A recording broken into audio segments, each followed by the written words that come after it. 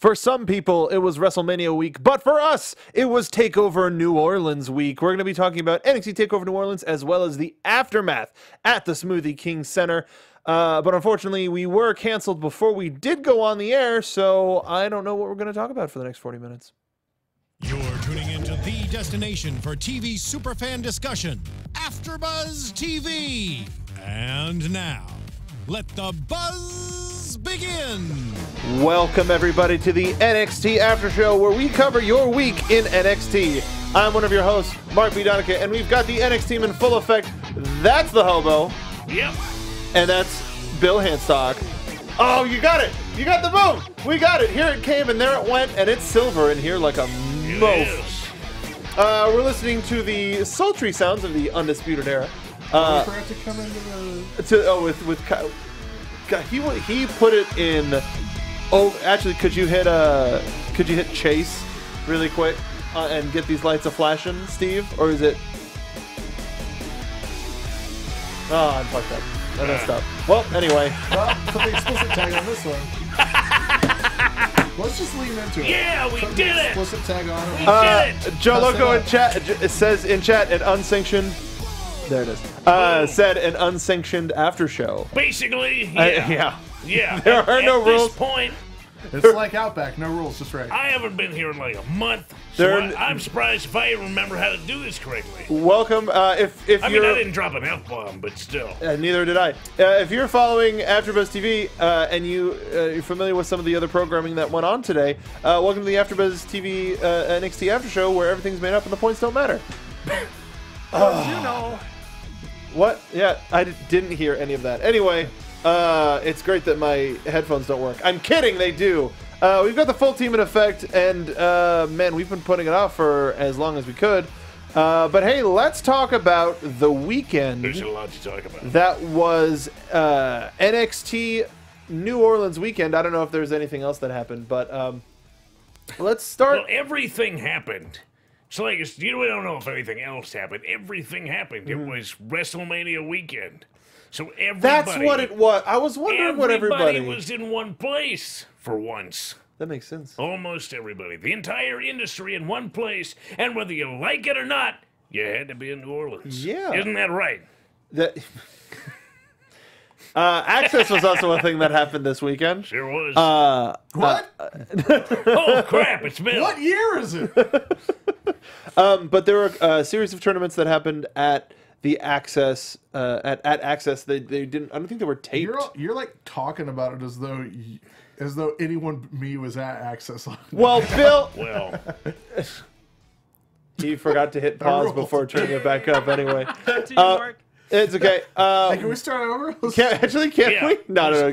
Hard restart. Oh man, what of the matches that you saw, Bill? Yeah. From any of the tournaments, what were the most standout things that you saw? 1E and 2E had a pretty big weekend. They didn't advance in the tag title tournament, but they did get a non-tournament tag win. And people love the 1s and 2s. Yeah, they're great. Power Dads. But Rebel I think Dads. Mustache Mountain had a huge weekend. Their match against Undisputed Era was really good. Spoilers, they won the tournament to take on Undisputed Era for the tag titles. It was really good. Lio Rush. So Lio Rush, we were watching him, and he won the finals, and we thought it was the finals for the North American Championship, and it happened on Tuesday. Yeah. It happened on Saturday, and we were like, well, obviously Ricochet is going to win the North American title. Then that's kind of a big spoiler, but it was actually a match. He won the finals for the UK Championship match. Yeah. And that was a good match. Real good match, because him and Pete Dunne are a real good fit for each other, because Dunne is, he's a real bruiserweight when someone Lio Rush's size is in the ring, and it's just a really good matchup because Dunne can really be brutal and methodical and a bully against Rush, whereas Rush can just try and avoid being caught by Dunne. So it's a really good mix of styles, and it makes sense for both guys, where it's like Rush is trying to overwhelm Dunne, but Dunne's just trying to like pound the piss out of this kid. Right. The old Spider-Man defense. Also, the longer Pete Dunne's hair gets, the better it looks for him. Yeah. Yeah. Just Really? thrashing it around. Cool. That's all. Yeah. No. One of There the were few a bunch things of that. other people who were not WWE contracted who actually had matches at Access. Yeah, over the I weekend. saw both of Keith Lee's matches. They were both very good. Well, actually, no, I saw Keith Lee's title match against Cassius Ohno, Yeah. which was good as you would expect. Got a little loosey goosey there, but Really. it was good. And I also saw another Keith Lee match that was not for a title, where he lost to Lars Sullivan. Really? Interesting. How long did that go? Not long, and then a big point was made of Lars beating the crap out of Keith Lee outside and inside the ring when it was over. So maybe we'll be seeing Keith Lee sooner rather than later. Bad blood there. Yeah. That's really I interesting. mean, it was an interesting choice. I don't think anyone's hurt by it, obviously, because it's Access. No one at home is going to see it. Most of the people who watched that match between those two guys didn't see Keith Lee winning a title match against Cassius Ohno a couple days beforehand. They didn't see him winning another title match against someone else later on. Yeah. So I don't think that Keith Lee's hurt too much by it, but it really, one, it really puts over Lars Sullivan as, really impressive. The big guy. Yeah, and two, I mean, that tends to be sort of correct me if I'm wrong, that tends to be sort of the treatment that people get when WWE likes them.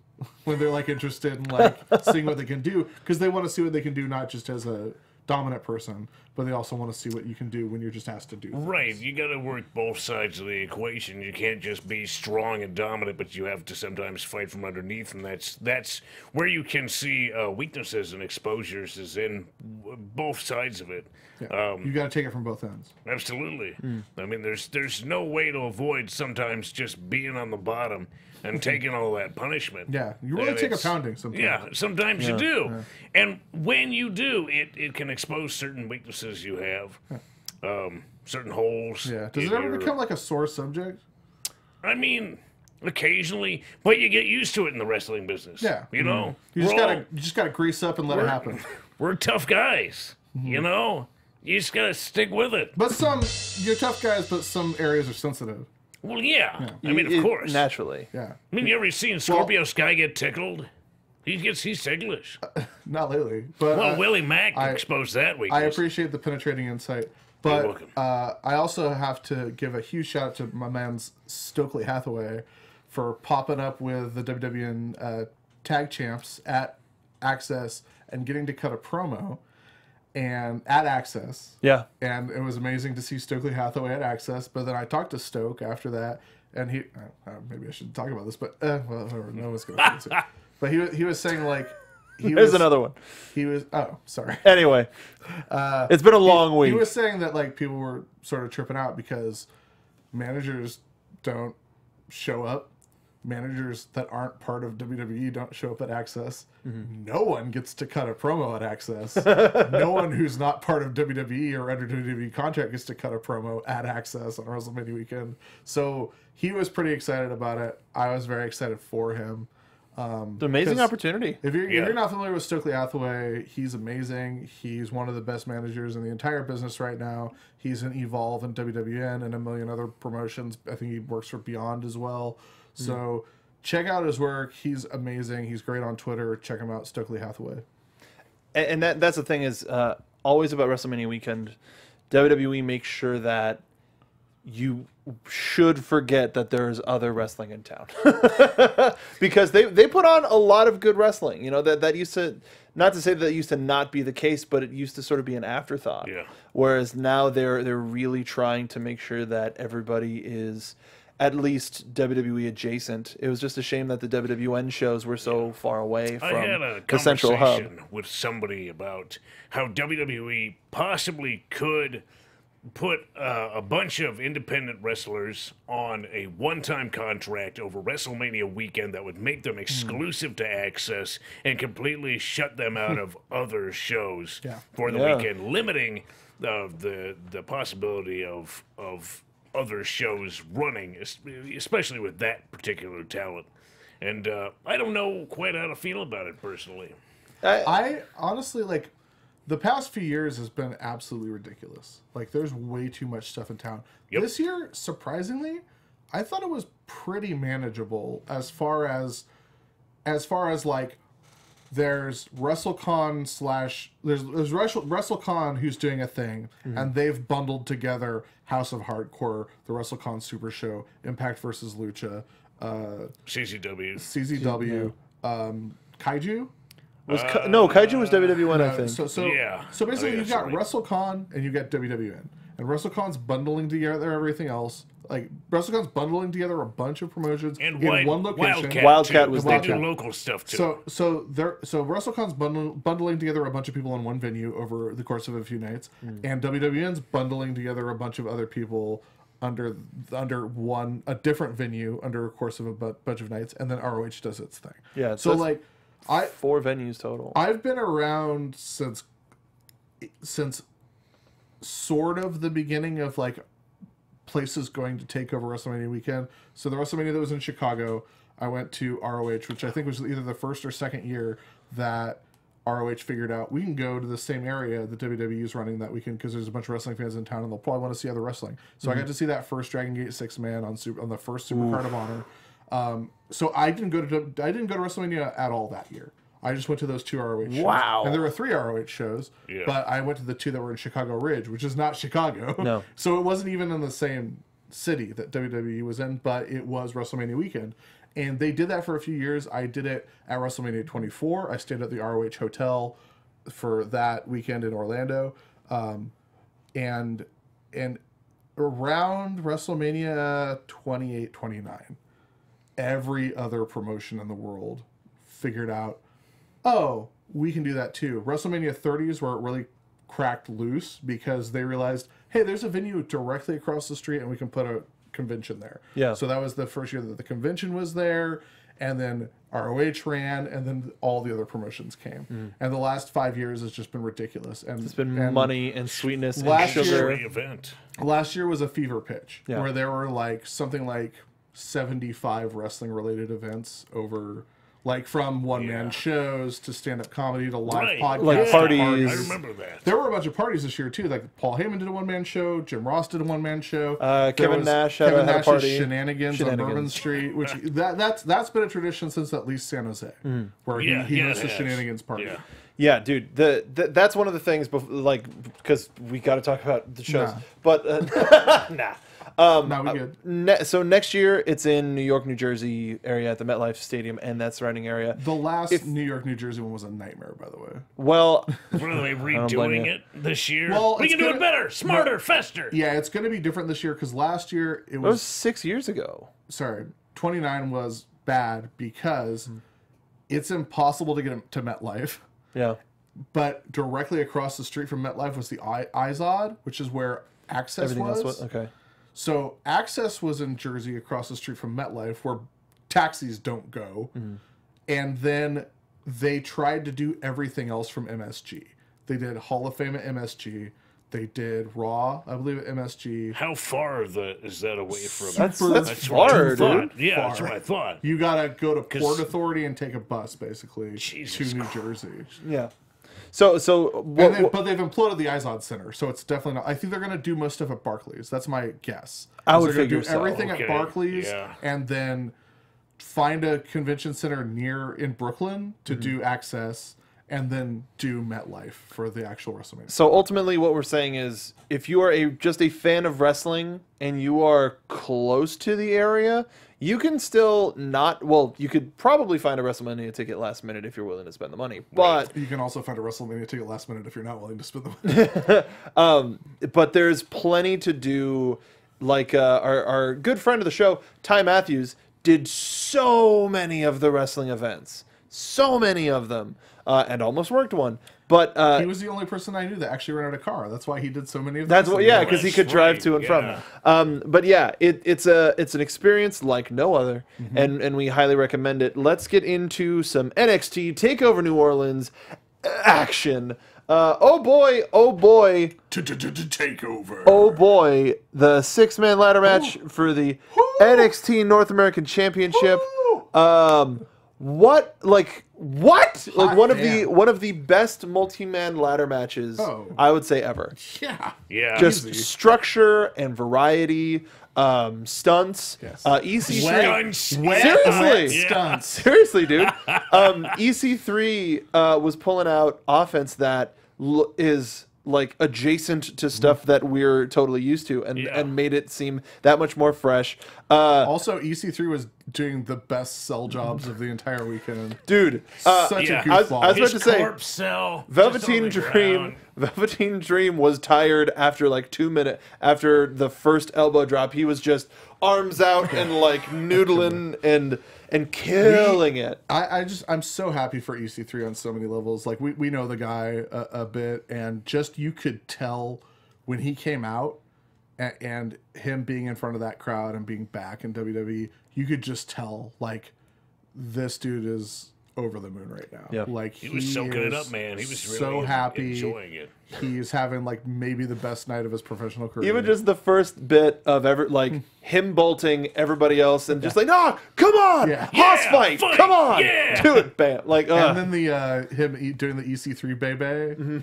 Oh, that was so great. He's like, hey, check this out, EC3 baby. That's mine. I'm gonna kill him. And then he killed everybody with super kick. And then he killed everybody. And ain't no party like a super kick party. And then that Adam Cole baby was like the loudest I heard. Other than the win. Yeah, other than like that was one of the biggest like loudest fan moments of the night was that Adam Cole baby. Yeah. Everybody in that match showed why they deserve to be there, and that oh man, I don't know what they're gonna do with all these people moving forward, because they put themselves on the map even higher. Also, like people were like, you knew that people were horny for Ricochet to do some crazy stuff, and he didn't do that crazy stuff. No, he didn't. But he picked his spots and he did enough. Like I expected him to do a 630 off the top of a ladder, but he did not. Like he did 2 spots and he was instantly like one of the most popular guys in the entire. Well, I'm sure somebody who's been around the block a time or two said, "Hey, kid, you want to hold your wad? You're here for the long haul. You're not going to blow everything in this one night." You actually have to give them something to look forward to. You can't just give it all away tonight. Yeah, especially. Just waiting to get confirmation. Marianette, our lovely fan from New York, mentioned that Hall of Fame Access, TakeOver Raw, and SmackDown are going to be at Barclays. I'm going to double check on Access though, because does it have a convention space at Barclays? I think No, there's they the can't. area though. They can't set up Barclays for those shows and Access. Yeah. When we were there for SummerSlam, weren't they constructing something right behind it? Is it like an LA Convention Center thing? Yeah, maybe. I swear they had something in the vicinity. But it's not going to be the same building. Sure. Like, it might be part of the same complex. I think it's across the street or something like that. There's something that's a convention center, and That'd be a awesome. bunch of restaurants. If it's all in the same area, I'm happy about it. Yeah, and then just Makes it Mania much is the only easier thing you drive be in to. the area. And then like everything else is like ROH will be at the Manhattan Center, I'm sure. Like everything else, like there's so many venues there. Yeah, and historical venues ROH too. ran Manhattan Center on WrestleMania 29 weekend, and I went to that, and that was Oh, okay. cool. Yeah. That's cool. Dude. That's where Jay Briscoe won the world title.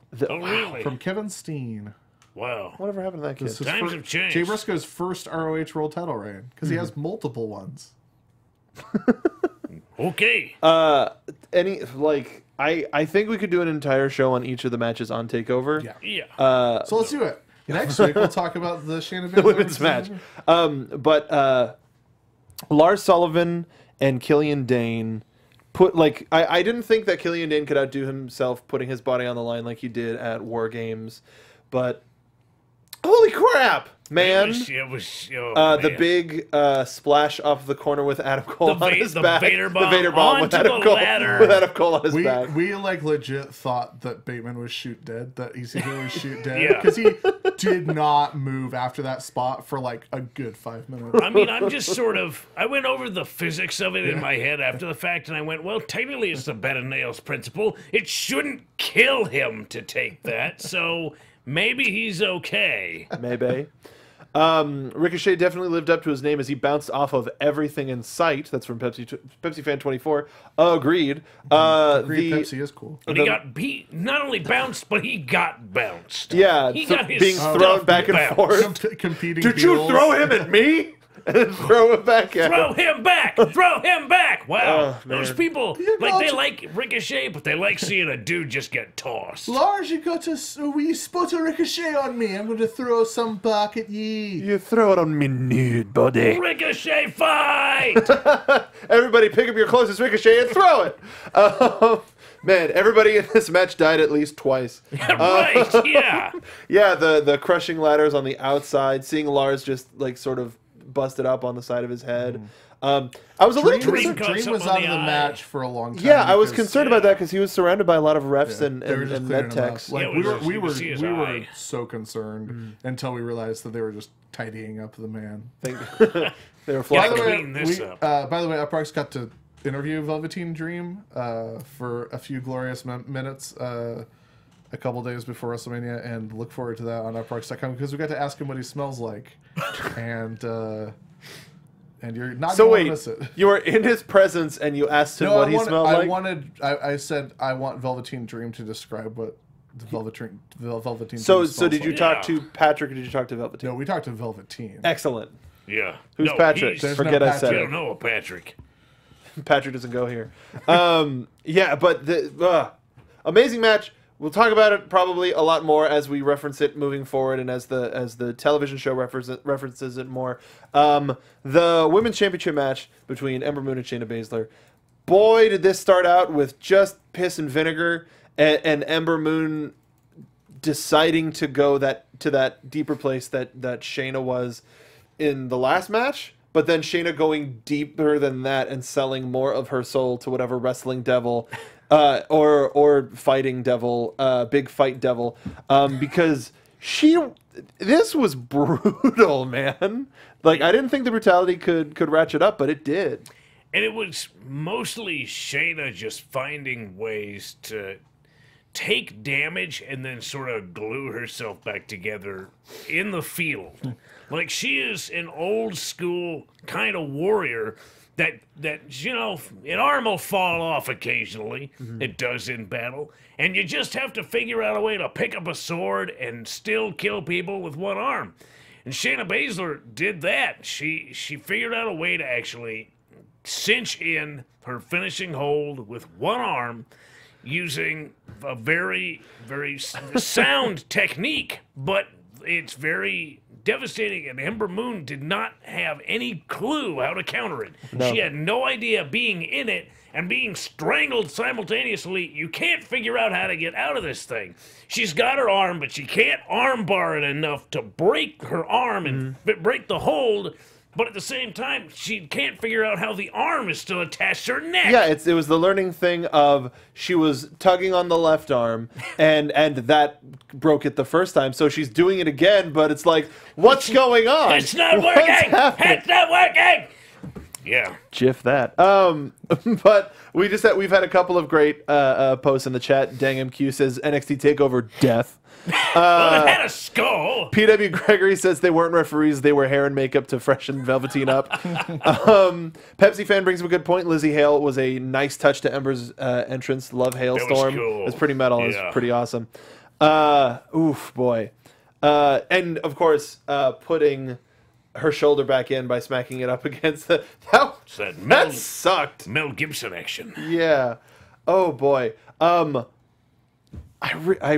This was fun. This was great storytelling. It was pretty phenomenal. NXT Takeover Deadly Games. How about that? Deadly game. Deadly Games. That was what was that? Was that a King of the Ring?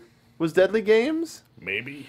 There was Survivor Series. Survivor Series. Deadly Games. That was the one where Rock versus Mankind in the finals. Yes, it was. Oh yeah. Also, Chris Isaac, The singer. Wicked King. Oh yeah. Yeah. Boy, this match. Speaking of boys and matches, hey, the finals of the Dusty Rhodes Tag Team Classic / NXT Tag Team Championship match between a very hurt but newly christened Adam Cole Baby. And Kyle O'Reilly is Undisputed Era versus Roderick Strong and Pete Dunne versus the Authors of Pain. Adam Cole and Kyle O'Reilly, who are neither the tag team champions nor in the Dusty Rhodes Classic, retained the tag team championship by winning the Dusty Rhodes Tag Team Classic. And you know what? It's a weird turn of events. You know what? Super I love weird. wrestling. Like I had talked about it on the pre-show or our pre-show last week, and I was like, "Oh, this is I don't know, man. This doesn't make sense. I don't like this. This is weird, but that doesn't make sense if they move up." And the way that everything unfolded, I was like, "Perfect." Oh yeah, this makes like put a bow on it. It worked. It was just a solid match. Like worst match on the card, but only because it was very good. Yeah. Like Yeah. Like it was the least memorable 4.5 match on the star card, match. But the ending of it was Pete Dunne hits the bitter end, and there's no one else around. Roddy slides into the ring, and you think it's to like fend off the other people, but 1, 2, and Roddy stomps on Pete Dunne because he's a dickbag, and then he hits Pete Dunne with the end of heartbreak, end of heartache, End of heartache. end of heart hate, and. Bad name. And he pulls Kyle on top for the pin to allow Undisputed Era to retain. And then he rips the armband. He strips Adam Cole's arm naked, and he puts the armband on, and he joins the Undisputed Era. And they all pose with their Dusty trophy and all their belts, and they're the biggest jerkwads in the world, and they're great. I didn't really quickly, but like I didn't mention my favorite part of Adam Cole winning the North American Championship is while his music is playing and he's off the ladder, he's looking at the belt and he's paying attention and he gives us a boom while he's still staring in time with the music. In time while he's staring at the. What a jerk! I love him. You hate him. You hate him. But man. Sharkosaur wants us to mention how Kyle O'Reilly was the MVP of this match and of being an idiot. Yeah. Right, exactly. Like, you have to give it to Kyle O'Reilly. Adam Cole spent 80% of this match through a table and just sort of lived there. And somehow, Kyle O'Reilly hung with at least 4 other guys. He got punished. He did, but he didn't lose. You got to hand it to him. He almost did. He was a hair away from losing it all, but somehow Roddy just decided to make the change. I don't know. I'm pretty excited about it because now. Hey guys, look forward to us saying a bunch of really good things about Roderick Strong for the next several months. But in a good but bad way. Yeah. Like Kyle O'Reilly is terrible. He's just you just want to hit him. Yeah. But that's his job. That's the point. His job is to make you want to hit him in the head. I was about to do the Italian chef fingers, but I realized I should really just go. We'll see it soon. Delicious. Give you compliments soon. But that's the thing is one of the things that we talk about on here a lot is that we've all had fun here tonight. But ultimately, the stuff that we do comment about, well, we do say it in like a funny way, a comedic way. We ultimately do wish the best for every. I mean, we do ultimately wish the best for everybody in this company. Yeah, I want everyone to succeed. Exactly. It never comes from a negative place. We do take a little jab here and there, and that's one of the things about being there was I was just waiting for somebody just to leer at me a little bit. I didn't see the person who usually does, so that was good. So there's someone who leers at us? No, leers at me. Oh, yeah. I think I remember. Yeah. It wasn't Bill Apter. He was really nice to you. No, he was super nice. Yeah. But I had to email him. I want everyone to succeed in professional wrestling. Mm-hmm. I want my small boy to arm lessons. Maybe he just does need to take swimming lessons. Maybe that's it. Maybe part of his physical therapy is doing air guitar, and that's why he does it. You gotta have control. Exactly. Control and rhythm. Yeah. He's still working on that. But God bless him. But this was really cool. It's Authors of Pain. They are like. As we'll talk about a little bit, they showed, screw it. Ember Moon showed up on Raw and really beat the crap out of Mickie James and Alexa Bliss. She ruined Alexa Bliss with that eclipse. Yeah, she did. We didn't talk about how Shayna reversed the eclipse. Yeah, that was great. Caught her with the eclipse, one arm. Oh, what happened? Yeah. But the eclipse to the floor was also very cool. Yeah. Did her really hurt? Like her butt? And then No Way Jose debuted on Raw as well. That was cool. Debuted. I wonder how he's gonna debut. He's gonna touch debut. My guess for No Way Jose is that he'll eventually make his way to the Fashion Files. Oh, like he debuts on Raw and then he'll get traded to SmackDown? Yeah, well, I mean, he debuted on the main roster, but the Superstar Shakeup is next week. Exactly. Yeah, So, who make his knows? way over to Anything's SmackDown. possible. I think, yeah, anything is possible.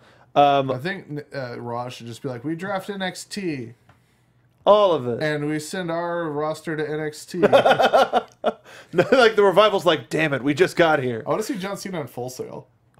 Oh God. Johns, it would be like EC. Well, maybe not like One Night Stand. Like, But- let me hear it from y'all. He would jog. He wouldn't like run down the ramp. He would just like power walk down the. I'll power walk. And his theme is the kid playing two flutes with his nose. John Cena. Yeah, flipping great. Almost did another one, but I didn't. Hey, Cat's out of the bag. The F word's out of the bag. the Word. side of the bag. Word. That, Whoa. I don't know what the that hell? You board offended that is. little old lady. Hey, give us a random one, Steve. Thank you. That's our normal sound. Yeah, we make that It was noise. almost a fatty grunt. Did you take that from the air? Dude, NXT title match, Alistair Black and So good. yeah. Andrade Cien Almas. The two most fake out near falls of the entire weekend. Alistair hitting the black mass out of nowhere midway through the match. Yeah. Everyone bought that Yeah. near fall. But then the hammerlock DDT, everyone bought that Yeah. near fall. Everyone was like, that's it. It's done. Yep. And then 1, 2, oh no! Also, we learned from the matches that we saw on NXT television tonight that the takeover crowd was extremely the sort of crowd that was very interested in doing the Too Sweet chant. But amazing to open up takeover with a 40-minute ladder match where there are no pinfall attempts. yeah. Yeah. That sort of got the crowd out of the idea of doing that chant. And I was also very pleased to know that although about 14,000 people were super interested in doing the Too Sweet channel night for NXT, that segment of the audience was nowhere large enough to infect WrestleMania. Yeah. I didn't No. if there were Too Sweet chants at WrestleMania, they didn't filter up to where we were. Yeah. Yeah. They were really quiet. Also, the one fall, if that was happening at WrestleMania, like I thought I heard like little bits of it, but it's not enough of a thing yet to like where all the casual fans who are going. yeah, it happened. WWE does not really make a spot available for you to say that anymore on purpose. Yeah, no, they told still Greg to run claimed through to it. Run do it on through. SmackDown. No, they told Greg to run through. Yeah. But this, wow, this to me was a couple of things. Alistair Black, we've commented on the show before that it takes him a minute to get to that full gear, full steam ahead type of performance where he's not chill, he's just super aggro. He started the match just seemingly livid, and it showed. Like I almost couldn't keep up without the help of Zelina Vega. And Zelina... And the escalation and desperation of the Zelina Vega interference attempts was great, and it led to the downfall. This was really all about Zelina and Alistair. Cien was there sort of as a tool in the It's an middle. avatar. In a way, yeah. But it was all about what Alistair Black brings to the table and how Zelina Vega can affect the outcome of a match. And she tried her absolute hardest to influence how this happened. And I think, honestly, it just sold what it means to be a manager in professional wrestling. You live and die by whether or not so somebody in your stable has the championship belt. And she was so adamant about keeping it that she did everything within her power, even to the point of almost getting him disqualified to keep that belt, because that's what it meant to her. Ultimately, it led to her downfall. And when it did, she wasn't sort of disappointed. She was crushed. Yeah. More than Almas was, because Almas was knocked out. Vega was absolutely distraught, like someone had died. And that's what it means to be a manager in professional wrestling. It doesn't mean having snappy lines or good comebacks or dressing like a goof. It means that your man wins the belt, and if he wins, you win, and that's the end of it. Yeah. Whew. That was I just can't. It was wild. It was just super wild to be there in person for that, and being lucky enough to be there last year for his debut, all the way to here to winning his first NXT Championship was pretty surreal. And the crowd was with him the whole time. Let's talk about, unless anybody else has anything else I want to mention about this match. Just one more thing. Yeah. Black's face at the end, I think, was really sort of perfect. It shows that he actually has, with like real genuine emotion inside of him, and that all of this is just maybe the strongest poker face on the planet. Because when he won, he was actually elated and he was smiling and he showed genuine happiness, and it just Pretty made scary. you sort of realize that, oh, maybe he's just got a really good poker face from fighting for all these years. Yes, super happy for Alistair Black, and also super happy the Access session on Sunday, so the day after TakeOver, the last Access session. Yeah. The NXT booth, the first person signing was Velveteen Dream. Very long line. Yeah. Second signing was Alistair Black with the title, even longer line. Good for those guys. Like, those were the two longest lines I saw at the NXT booth all weekend. You gotta be proud. I remember back when they had no lines at the NXT booth. Yeah. That's how we got interviewed. That's how we interviewed the Revival. Yeah. Yeah, that I zero people in line. Yeah. Revival hadn't been on television yet. Yeah. Yeah. It was still Scott Thompson No, Really? No, for you. for me. This was way back. They were in the program, but it was Dash Wilder and Scott Thompson. Scott Thompson. Yeah. Wow. They weren't on TV yet. Holy smokes. Well, and the hilarious thing was, like, there was nobody in line, so I just like went and got a picture, and because guys, Right. And then I was walking away with a WWE PR guy, and I was like, "Who is that again?" Because there was like no like, and we had to stop at a merchandise booth, and he had to open up the program and be like, Wow. "It's these guys." Wow. Yeah. Yeah. What a world. It Well, wasn't that's how one of it the main goes. WWE PR guys. It was Sharkosaurus says Scott Thompson from Kids in the Hall. Yes. Yeah. So to wrap up, or to wrap up Takeover, even though crap. There's still one more friggin' match. I know. Gargano. It wasn't on the card. Gargano and Ciampa. They went sort of. It wasn't like a total blackout, no media, no nothing sort of a thing. But Ciampa came out to nothing but a sea of booze. And Dead silence. well, no, because they were slinging a curse word or two at him, and boy, did it come through. What, is everything all right, fellas? Yeah, no, we're just gawking at something on the social media. Oh, the interweb, Yes. computer-powered computer net. This main event, one of the couple of things that I'll remember. I mean, it isn't the main event, which is kind of the brilliance of this match. So the additional match. Yes. Yeah, the epilogue. The epilogue of TakeOver New Orleans was we were on the floor, and they early on teased the safety mat on the outside of the ring being pulled away, and I could see it kind of up during the ladder match in some of the other spots. Like the corner that Ciampa pulls up was actually raised, and I went, that's weird. Well, Because you would, as a guy on the floor, you'd tap that down. Yeah. Well, you can't just you'd have just that. The cameraman's smooth gonna that out. slip on that or something. Yeah. but that's a good joke. The payoff of the power bomb onto the cement reverberated throughout the cement. Yeah. And I felt it in my feet. It was disgusting, and I loved it. I've heard that sound before. Did you feel that slap? Jacob the Riot Diaz, I've seen him smack his head into concrete in person several times. gross. He's, he wasn't a smart kid. Sharkosaur wants to know, what did you hate about Johnny in this match, Hobo? Surprisingly, very little. I liked seeing him get hit really, really hard. It's perhaps what I like about him best. Is when he gets hit super hard.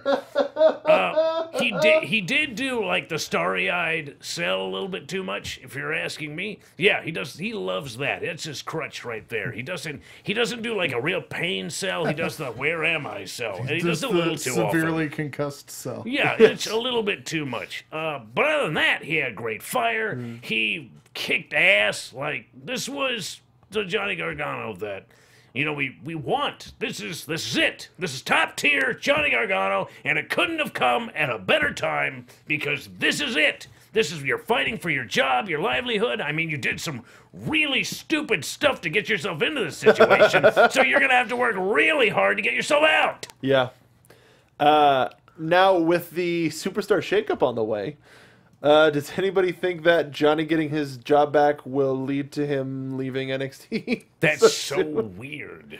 But if he doesn't have a contract, he can't get traded because he's not an employee. If he doesn't have a contract, he can get signed by WWE. Yeah, I know. No. Exactly. I've talked. If you want my extended thoughts on what should have happened with this, I mean, like Johnny and the Garganauts. I am not unhappy about this at all because the match was so good and like you couldn't ask for anything better. But I have some different thoughts on how it could have played out. So listen to the last NXT After Show I was on, and listen to. So that was 2 weeks ago. Yeah, and listen to last week's and this week's episode of McMansplaining. Fair enough. So, but does it? Anyway, any other things about this match before we sort of speed through the rest of the events of NXT? It's interesting to see Johnny Gargano get his job back because it arguably says that he's not going to be going up to the main roster soon. And it would be almost indicative of him getting called up if he were to have lost that match. Because you usually go out on your back. Yeah, right. So how do we continue this feud? Because it almost feels like it has to continue. Because now Ciampa and Gargano are stuck in the same place together. They're both still there, and they both still hate each other. They both want each other to die. So where do we have to go? They just had a match as brutal as they come, unless we're going to have an old school dog collar match. Where are we going to go? Now that you say that. Well... That would flip and rule. Yeah. That would kick ass. They did have that handcuff spot. That was pretty good. Kyle Franklin says First Blood. Probably not. No. War games, but just two guys. Two guys in two cages and 2 rings. 2 rings. Too One much. cup. Too much space. 1 cup. Oh, that's Montez Ford. Is that what's in the cup? Yeah. That what made Dozer dance? All right. It was an amazing event. And on NXT TV, well, let's move straight on to Sunday. The WrestleMania Women's Battle Royal featured several NXT talents that surprised the hell out of me that they're in there in the best possible way. We got Kavita Devi, Dakota Kai, Bianca Belair, Taynara Conti, Peyton Royce, and Kairi Sane. What an awesome group of women to represent NXT in this first ever Battle Royal. And I'm really sad that they did the like us versus everybody, and then everybody decided to beat up on them. Guess what? There's only 6 of them. Well, still, Kavita Devi with them. She was maybe the largest one, and Bianca Belair is arguably the strongest one. But I'd say each of them had an opportunity to shine and show why they're there. Bianca Belair, even using her hair as a weapon, we heard that up where we were, and it just sends a shiver, right through you. I wish Kyrie hadn't dropped the elbow during the commercial break. Yeah, me too. Wait, that was during the commercial break? Yes, it was. But they showed a replay. Yeah. Okay. They showed a slow-mo replay, but it was during commercial. They were in break. We got the 450 from Bianca as well. Yes, we did. People were very confused in the press box about the fact that they were taking commercial breaks, and I think that almost no one was aware that it was being simulcast on USA Network. Was it really? Oh, I didn't know that at all. It was on Twitter. It was on USA. They showed the second YouTube. hour of the pre-show on USA. Oh, yeah. Like they I had have no for the clue. past couple I had years. no clue. And for those of you that don't know, the press box, you get to watch live, but they also have the broadcast on. Right, so you can see the show and you see the network at the same time. So you can hear commentary, you can see the shots in the show, you can see the live action. Replays. You see pretty much everything. Yeah. It's really the best possible way to watch it and cover it because it you is. have all of it right there.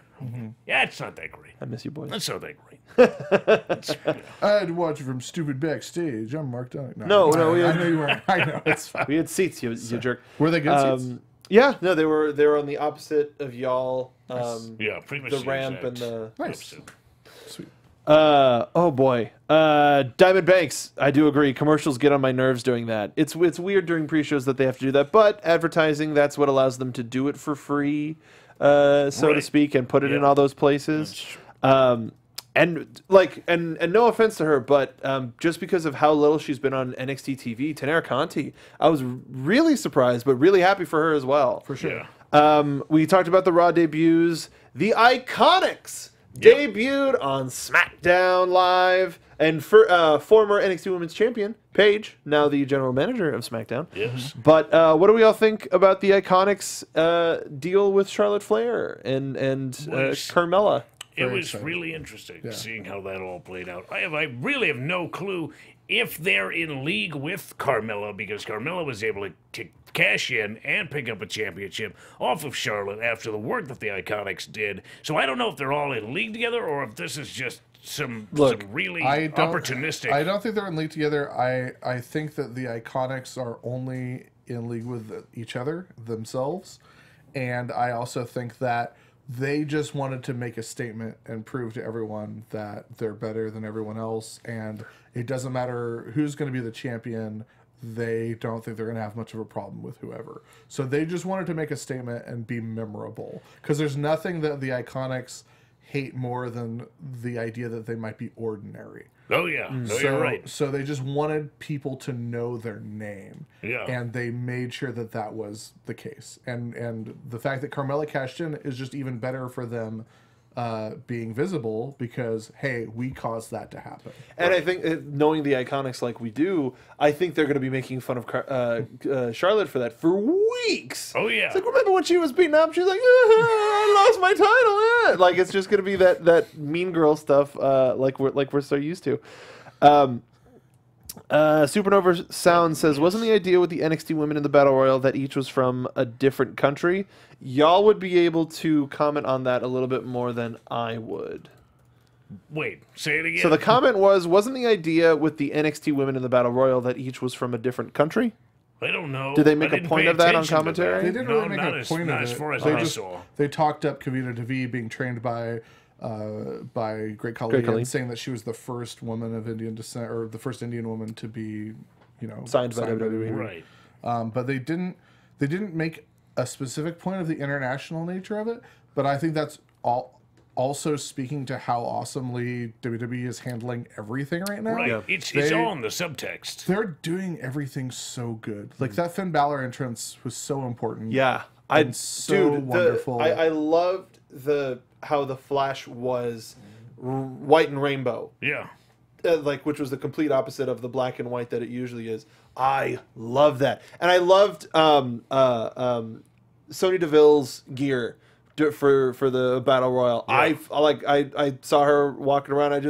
If they, to be perfectly honest, if they didn't have a camera on, I was gonna be like, Sonya, you look amazing. But man, that I wish we could talk about WrestleMania 2, but we barely have enough time to talk about what, quote, NXT was this week. Yeah. Kairi Sane beat Lacey Evans, and they announced Lars Sullivan versus Killian Dane next week. And then we got Heavy Machinery versus Sabatelli and Moss. But that was interrupted by the War Raiders, who just decimated the two of them.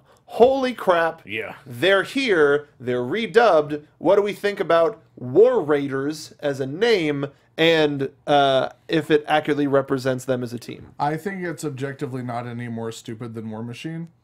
Okay. Yeah, I mean, my only thing is it's a sports team. It's a little too So- indicative, well, especially for us here in California. Right, yeah. Or, well, Hashtag I mean, Raider even Nation. in California, if they move to Las Vegas, it doesn't even matter. They're still neighbors. I don't think Raiders is the right term, but granted, right, it's not. You can't have heavy machinery and war machines, so you have to have something else.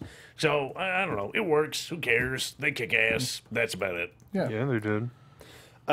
Yeah, dude, I'm super. You're weird. I'm super excited about what this means for the tag division.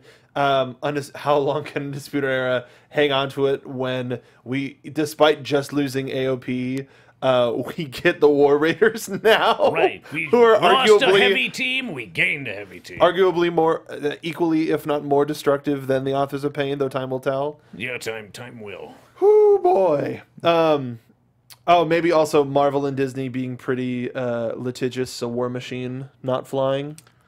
Yeah, but also, well, there's not only the fact is War Machine trademarked by like everyone and everything under the sun, but they certainly don't want to be associated with the other War Machine who's Yes. in fighting. Yes, that one. Yeah. You fill me in later. Yep. Yeah, but yeah, there's a lot of reasons why they can't be called War Machine in WWE, and War Raiders isn't a terrible name. It's so- not. It's But just it one of those also things that gives we. you the idea that they're going to come out and they're going to raise hell. They're still Rowan Hansen, and that's really the important thing. Yeah. I mean, the important thing is that they're there. Like, who cares what people are called? Come on, guys. Yeah. No, Grow we're over it. up. We're over it. Grow up. We're gonna grow up all the way home because, damn it, we're out of time. Gentlemen, is there any final words from that you want to mention about WrestleMania weekend or looking forward to this next season of NXT television? Starting with you, Bill. It was awesome. I thought one of the best WrestleManias of all time, possibly the best takeover ever. It was great. I had an amazing time. It was a lot of work, and I'm extremely tired still, but it was a blast, and I'm looking forward to next year. I'm looking forward to SummerSlam. Looking forward to Survivor Series Here! in Los Angeles. And take over Los Angeles. yeah, please check me out on Twitter at Sundown Motel. Please check out our McMansplaining the With Hispanics podcast. We got some extremely good conversations coming up in the coming weeks. We talked to Breezango, we talked to EC3, we talked to Jason Jordan, we talked to Apollo, we talked to Kalisto, we talked to Adam Cole, baby. But this week on McMansplaining the With Hispanics podcast, we have our WrestleMania Takeover wrap up. In case you didn't hear us talk about it enough here, and we interviewed Swuggle. Hey, Elbow. How about you? You know, it's a heck of a thing to go into a place and just be able to pretty much have carte blanche access to anything that you want. And I am lucky in my career to be in a place where I can walk into any locker room, I can walk into any place that's wrestling affiliated, and I can just be there. Brag about it. And everybody at least knows who I am to a degree. It's a real pleasure. As a passerby, it was pretty remarkable to see the quality of competitor that was going like, hey, Elbow. Yeah, no, I'm really lucky. I'm really blessed to be at this point in my career. I'm 9 years in, and I feel more comfortable than I ever have. Just I'm getting started, feeling Daddy. lucky. Really, yeah, I started, am just Daddy. getting started. It's crazy. I also got to mention how great it is to go to things like this with Hobo or with X-Pac, because obviously X-Pac, you can just, we got it. All right, sorry. Yeah, follow me on the Twitter at Bane's Destroy. Yes, it's changed. Oh, then I'm sorry. Times are changing. Did you want me not to refer to you as the Hobo It's anymore? okay. It's an old habit, and I think a lot of people still will. So Well, also, you don't like me calling you Bobo in public. Yeah. But I'm Mark Donica. You can find me on Twitter at Mark Donica. I've been doing a lot of stuff over the weekend, and whether it be for Xpac12360, hashtag Xpac12360 on Twitter at the real Xpac. We did our WrestleMania coverage today. We talked about the entirety of the weekend and what it meant to Sean to be, have Jeff Jarrett talk about him in his Hall of Fame speech, as well as the rest of the weekend. And I really have to thank Sean, who I was his shadow for the entire weekend. It was an amazing experience, and I got to see a new perspective of a lot of things that I would like to try to get into myself. So it was a very learning experience, and I really appreciate everything that Sean has done for me and my career, professional and personal. But again, Mark Donica. That's where you can find all the things that I'm working on right now because there's not enough time to talk about them. But thank you so much for watching this episode of the NXT After Show right here on AfterBuzz TV. We'll see you next time. Bye-bye! From executive producers Maria Menounos, Keven Undergaro, Phil Svitek, and the entire AfterBuzz TV staff, we would like to thank you for listening to the AfterBuzz TV network. To watch or listen to other after shows and post comments or questions, be sure to visit AfterBuzzTV.com. I'm Sir Richard Wentworth, and this has been a presentation of AfterBuzz TV. What's Shaza? The views expressed herein are those of the hosts only and do not necessarily reflect the views of AfterBuzz TV or its owners or principals.